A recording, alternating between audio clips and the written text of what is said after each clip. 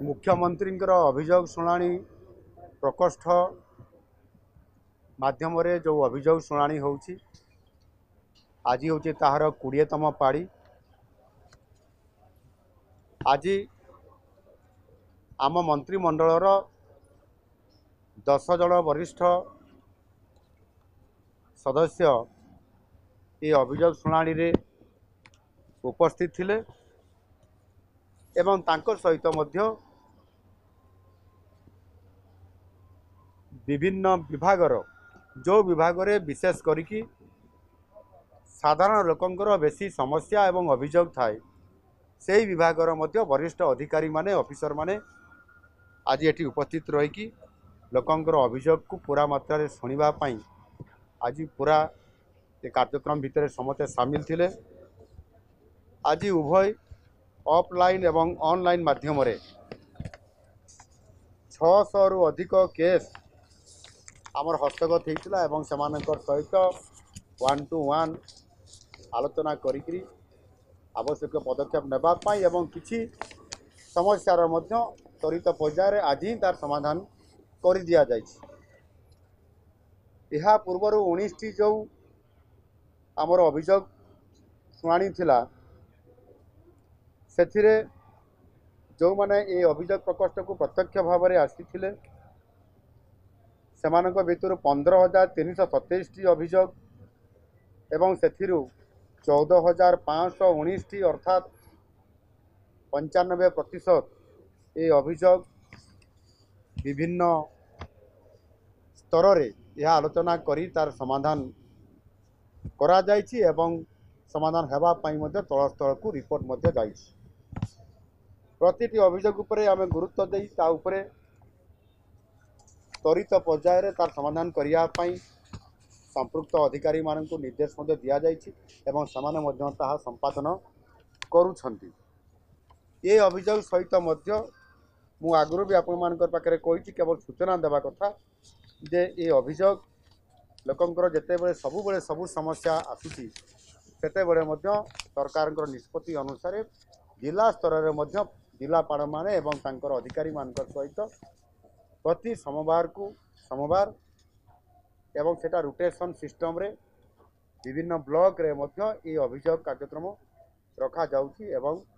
सेमानकर समस्या एवं अभियोग गुड़िक शुणा तार व्यवस्था मध्य करा जाउछि। जिला स्तर से सही भाव में गत जुलाई 1, 2024 मास शेष सुधा जो ग्रहण करा जाइथिबा जो अभियोग गुड़िक भितर अर्थात 2,69,394टी अभियोग मध्यरु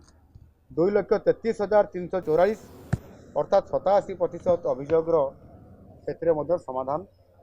करा जाइछि एवं जो गुड़िक भी तल स्तर को रिपोर्ट आनिया पठा जाइछि ता मध्य तल स्तर रिपोर्ट पई तल उपरु तल अर्थात उपरु तल को जाइछा तल पुणी आउथरे ऊपर को आसीबा तार व्यवस्था मध्य ये करा जाइछि। विभिन्न भिन्नक्षम एवं जटिल रोग रे पीड़ित होइथिबा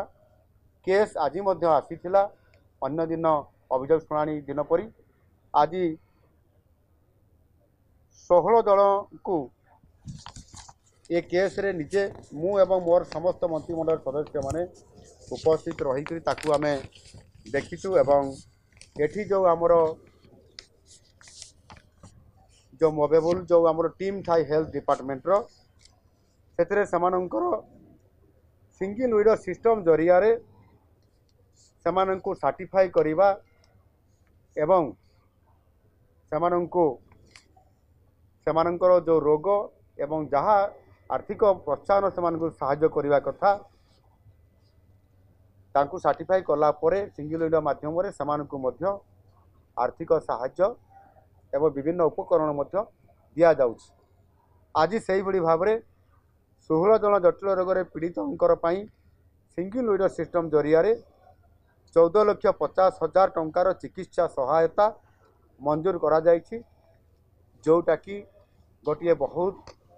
भल खबर। आज आसिले आज तांकु टीम माध्यम रे तार परीक्षा निरीक्षा करागला सर्टिफाई करागला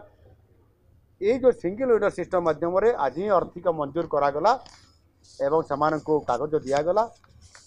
एवं ताकू अर्थ मध्य तांकर अकाउंट को पठे देवार बार्ता मध्य करागला। एवं निश्चित भाव में आम सरकार लोकंकर सरकार हिसाब से सबु बड़े अभियोग को गुरुत्व आरोप करवा एवं जिते प्रस्ताव आसुची जो समस्या आसुची ताकू ग्रहण करी तार आशु समाधान करने मंत्री परिषद समस्त मोर वरिष्ठ सदस्य माने एवं ता सहित मध्य अधिकारी माने बहुत समय धरी ये कार्यक्रम को निरंतर भावे आमे जारी रखुछु। एवं यही भली भाव में आप जानी विभिन्न समय रे जो प्राकृतिक विपर्यय आसु अदिनिया वर्षा आसु विभिन्न प्रकार घटना घटू से आमे सबु बड़े बन्या समय रे आपंकर बात्या समय रे मरुड़ी समय रे अदिनिया वर्षा समय एभली भाव में सबु क्षेत्र में सरकार आगुआ भाव में प्रस्तुत होकर यार आशु समाधान करने बाहरी आमे गत वर्ष मध्य से भाव में अदिनिया वर्षार जहाँकि आमर डिसास्टर मैनेजमेंट रिलीफ कोड रे स्थानित नथिला ताकू सहित रेवेन्यू मिनिस्टर सहित एवं अन्य मंत्री मान सहित भी आलोचना करी आमे तार रिलीफ कोड रे आवश्यक संशोधन करी मध्य सेमानकु क्षतिपूरण बाबद में आर्थिक सहायता सरकार ये डिसास्टर मैनेजमेंट तरफ एसआरसी तरफ आम जोगे तेणु निश्चित भाव आम सरकार एक सहानुभूति समवेदना और हृदयतार सहित काम करुथिबारु लोकंकर आस्थाभाजन एवं भरोसा आज आम सरकार हो पारी एवं आगामी दिन मानकर मध्य आमे यही भली भाव में ये मुख्यमंत्री अभियोग प्रकोष्ठ को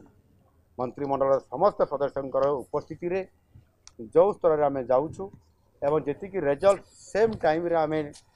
केस को आमे ग्रहण करी विचार करी तार त्वरित समाधान करी आमे ताकू मध्य केस को डिस्पोजाल करुछु। से दृष्टिकोण आम सरकार एथिरे संपूर्ण भाव में समस्या धारण करिथिबा गरीब दिन मजूरिया एवं विभिन्न समस्या जर्जरित थिबा लोकंकर साधारण लोकंकर अभियोग शुणिबा ये दायित्व आम तुलैथिबारु निश्चित भाव में एथिरे सरकारंकर गोटे बड़ सफलता लोकंकर समाधान करवा तांकर अभियोग शुणिबा आज ये कथार मध्य आपण ये रिपोर्ट रू निश्चित भाव में जानी पारुथिबे। आज तो सुरेश बाबू आम रेवेन्यू मिनिस्टर कहते जहाँ भी केस आसुची ये केस गुड़िक जिते बेले सीधा सड़क भाव में लोक माने मुख्यमंत्री पाखरे वरिष्ठ मंत्री मानकर पाखरे तांकर वेदना तांकर समस्या तांकर अभियोगटी जितेबाला से कही दौरान डिटेल कहते सेते बड़े ही तांकर मनरे जो भावना चला जे मु लोकंकर सरकार पाखु गले न्याय पाइबी आउ सेथिरे मध्य से खुशी व्यक्त करुछंती एवं सेमाने मध्य हमको धन्यवाद भी दौरान एवं आमे सेमानकु एई बड़ी भाव में निरंतर सेवा प्रदान करि चलिबो। आम सरकारंकर सबठारु बड़ काम हैला सेवा करिबा विकास करिबा ओडिशा को समृद्ध करिबा से पथरे ओडिशा आगे चली। धन्यवाद।